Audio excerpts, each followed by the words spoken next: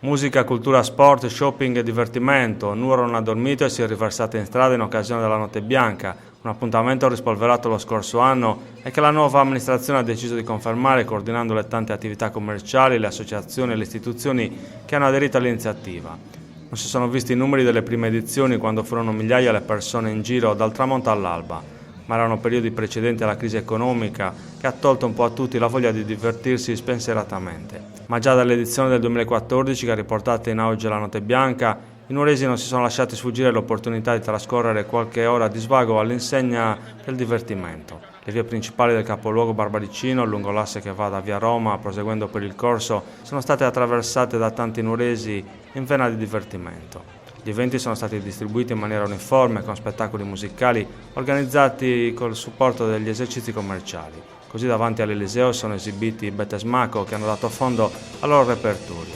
Altre performance musicali sono state offerte dalla Beta The Band e da diversi DJ set. Gli hobbisti hanno aderito in gran numero proponendo prodotti realizzati grazie alla passione all'inventiva. Tanti operatori commerciali hanno deciso di tenere aperti i negozi e diversi turisti e nuoresi hanno approfittato dell'occasione per fare gli ultimi acquisti con gli sconti forniti dalla stagione dei saldi. Sono rimasti aperti anche i musei, dal Mana al Museo del Costume al Tribu, e sono stati visitati da tanti vacanzieri. In definitiva, la Notte Bianca è stata l'occasione per tanti nuoresi di vivere la città ad un'ora insolita, con calma, senza lo stress del traffico o degli impegni di lavoro.